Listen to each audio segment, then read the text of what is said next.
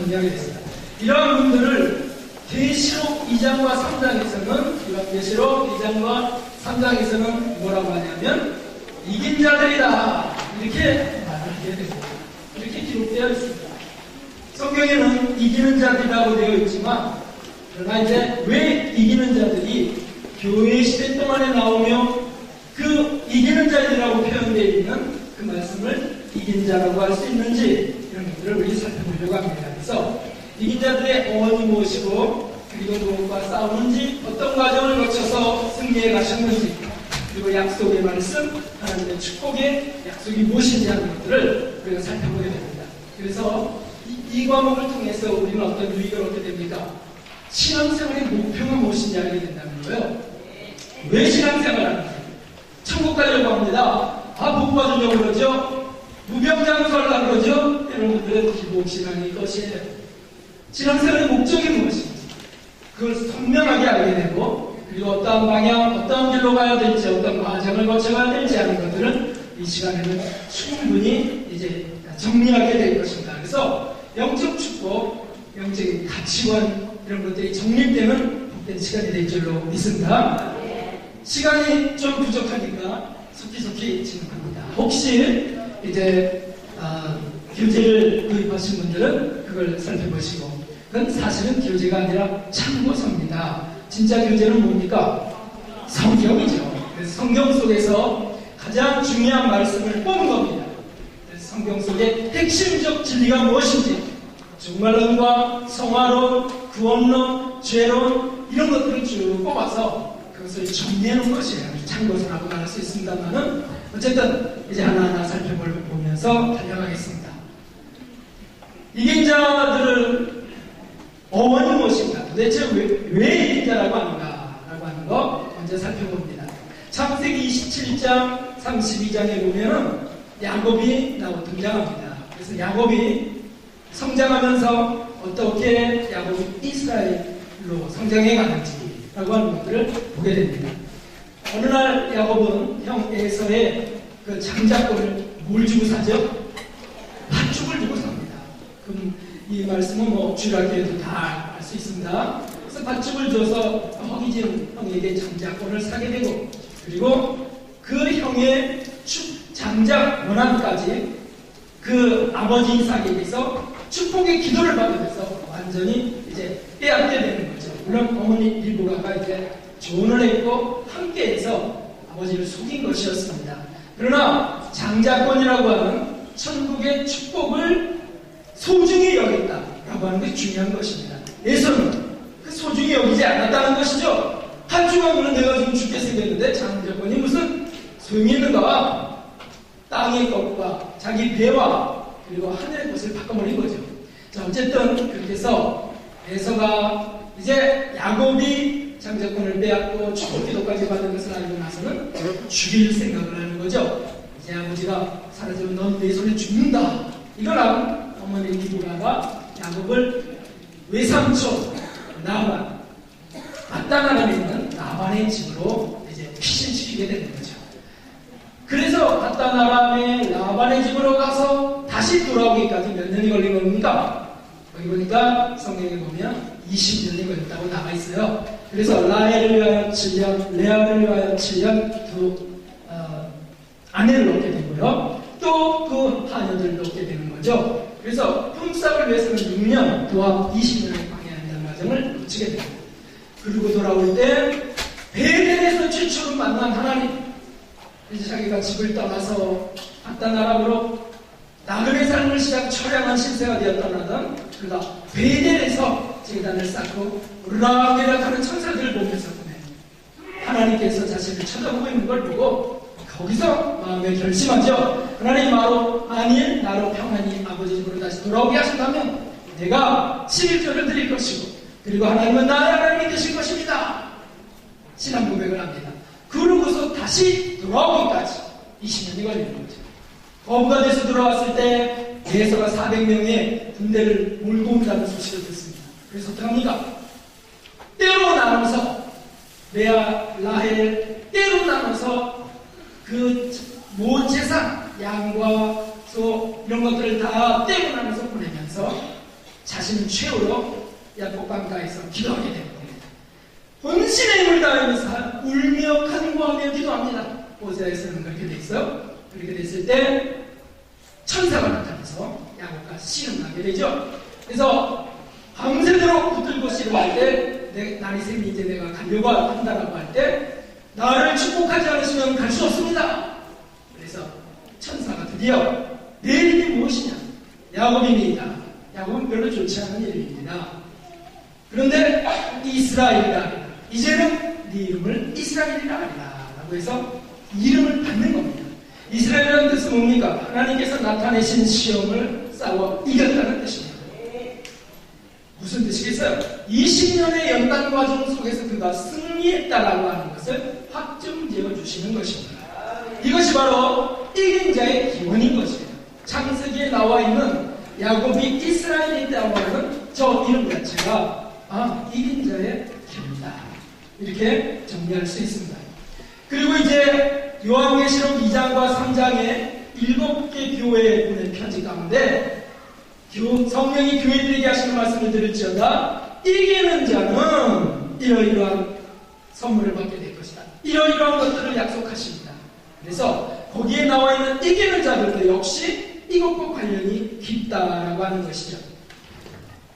계시록 2장과 3장에 성령이 교회들에게 하시는 말씀을 들을지어다 라고 하는 거 보면 교회 시대 동안에 라고 하는 것을 말씀하고 있고요. 그리고 교회 시대 동안의 모든 성도들이 누가 되라는 뜻입니까? 무엇이 되라는 뜻입니까? 성령의 교회에게 하시는 말씀을 들을지어다 이기는 자들에게는 그래서 이긴 자가 되라는 뜻이에요. 할렐루야. 이긴 자라는 뜻은 즉 익은 열매가 되라. 네. 그래서 누구든지 이 이긴 자가 됐을 때 이 7통의 편지 에베소, 서머나, 에서버드, 사빌라 그 7개 교회에 약속하신 그 말씀들의 복을 얻게 된다라고 하는 것입니다. 그런데 오늘날 많은 사람들이 또는 신학자들이 목사님들이 이긴 자 그거는 이 세상에서는 될 수 없는 것이다 라고 이렇게 말하는 분들도 계세요. 어떻게 우리가 이긴 자가 되냐? 그건 죽어서 받는 것이다 이렇게 말을 합니다. 정말 그런가요? 성경에 보면서 우리가 이것이 이 땅에서도 받을 수 있는 것인지 그걸 확인할 수 있다면 받으려고 해야 될 줄 믿습니다.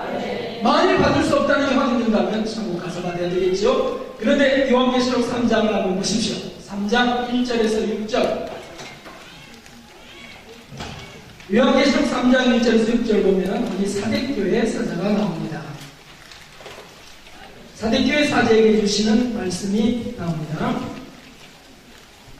그런데 거기 보면 4절에 그러나 사대에 그 옷을 더럽히지 아니한 자 몇 명이 내게 있어 흰옷을 입고 나와 함께 다니리니 그들은 합당한 자의 연고라 이기는 자는 이와 같이 흰옷을 입을 것이요 라고 하는 말씀이 있습니다. 사대교회의 목사님은 입었습니까? 안 입었습니까? 목사님은 그 위에 보니까 책망만 받고 있습니다. 네가 살았다 하는 이름을 가졌으면 죽은 자다. 내 행위에 온전한 것을 자칫 못하였느냐. 그러므로 지켜 회개하라. 이렇게 책망받아요. 그러나 그 교회 몇몇은 지금 이제 흰옷을 입고 나와 함께 다닐 것이다. 그런데 이게 무슨 계시겠어요? 무슨 말씀이겠어요? 죽으면 흰옷을 입을 것이다. 그런 말씀이에요? 아니죠. 목사님은 아직 못 입었지만 그러나 그 교회에 이제 거기 몇몇 성도들이 흰옷을 입게 된다. 이런 말씀을 하시는 거죠. 또 3장 18절을 보십시오. 3장 18절 여기 보면 라오디게아 교회 사자에게 주신 말씀이 14절부터 나오는데 라오디게아 교회 사자도 책망받습니다. 16절에 보면 내가 이것이 미지근하여 더욱지도 아니하고 차지도 아니한 내 입에서 너를 토하여 내치리라. 네가 말하기를 나는 부자나 보여야 부족한 것이 없다나 네 근과 가련한 것 가난한 것 눈먼 것 벌고 무슨 것을 알지 못하도다. 책망받고 있습니다. 그러면서 18절에 내게서 불러낸다는 놈을 싹싹 부여하게 하고 흰 옷을 사서 입어 벌고 수치를 보이지 않게 하라. 이게 죽어서 받으라는 뜻일까요? 살아있을 때 땅에서 받으라는 뜻일까요? 그 목사님에게 죽어서 받는 거라면 이렇게 책망할 것도 없습니다. 그렇죠? 죽으면 다 이루어진다고 생각할 테니까 말이죠. 살아있을 때라는 거예요. 살아있을 때. 그래서 이 세상에 살고 있는 동안에 사실은 이긴 자가 되라는 말씀이지 죽어서 이긴 자가 되라는 말씀이 아니라는 것입니다. 할렐루야. 네, 이게 분명하죠. 그래서 이런 걸 우리가 뭐라 그러냐면 축복성회, 10년 축복성회 이렇게 말하지 않고 은사집회 이렇게 말하지 않고 지금 성경을 찾아서 읽어가니까 뭐라고 하면 됩니까? 사경회라고 합니다. 사경회. 신령중 대사경회. 아멘. 자, 두 번째, 그러면 이기는 자를, 성경에 나와 있는 이기는 자를 왜 이긴 자라고 하느냐? 그것은 이 땅에 사는 동안에 이제 이긴 자라고 하는 걸 볼 때 뭔가 싸우는 것이 있다, 뭔가 겨루는 것이 있고 겪어야 될 것이 있다는 걸 포함하고 있습니다. 이 땅에 사는 동안에 무엇을 겪어가야 될까요? 그래서 모형적 진리를 보면 이스라엘 백성들의 모형적 진리, 우리 지난 시간에 잠깐 한번 살펴보셨나요?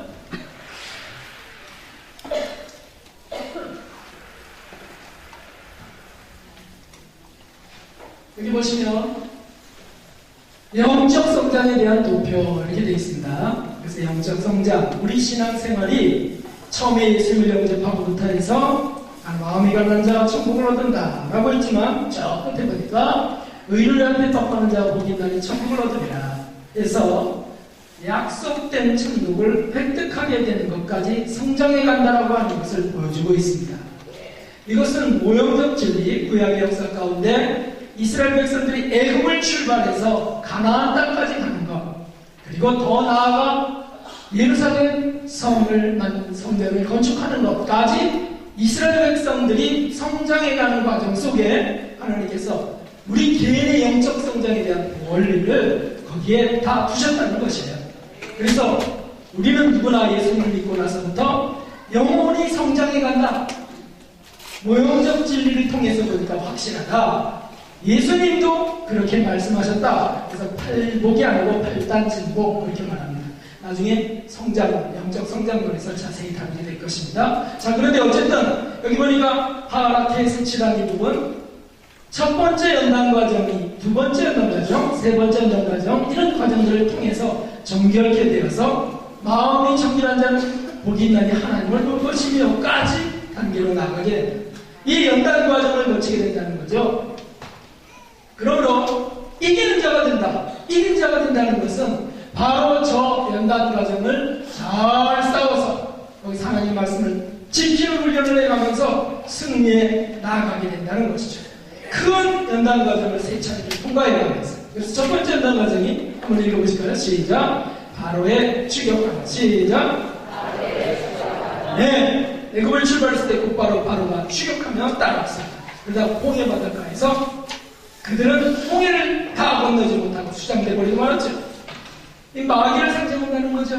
우리가 예수님을 믿고 신앙생활이 시작될 때 우리를 방해하는 마귀의 세력들이 있다. 첫 번째 연단 과정. 여기서도 싸워 승리해야 두 번째 연단 과정에 들어갑니다. 두 번째 연단 과정 읽어볼까요? 시작. 아말렉과의 싸움이 있다. 점점 더 커간다는 걸 알 수가 있습니다. 한 나라의 600대, 그러나 아말렉 군대 연합 부족과의 싸움, 그 다음에는 세 번째 연단 과정 읽어보십시다. 아모리, 바산, 미디안과의 싸움, 연합 국가들과의 싸움이 일어납니다. 그래서 점점 더 커지는 거예요. 첫 번째 연단 과정보다 두 번째 연단보다 세 번째 연단. 그런데 하나님께서 우리를 이끌어 가실 때 점점 더 승리하게 하십니다. 좀 더 큰 승리, 그 다음에 더욱 큰 승리로 이끌어 가신다. 그래서 결국에는 챔피언 되게 하신다. 그래서 고린도전서 9장에 보면 이기기를 다투는 자마다 절제하라 그랬지 않습니까? 땅에 있는 사람들이야 땅의 것들을 말하지만은 저 천성을 향해 가는 우리 성도들은 하나님이 주시는 연류관을 바라보면서, 그리고 이 땅에서 하나님이 이긴 자가 되게 하시는 이 놀라운 은혜를 사실 입으면서 나아간다는 것이죠. 할렐루야. 그래서 정결케 된다는 거예요. 저 연단 과정 속에서 하나님이 하시는 것이 무엇이냐면, 연단 과정 속에서 하나님께서는 우리의 영혼을 정결케 하신다. 할렐루야.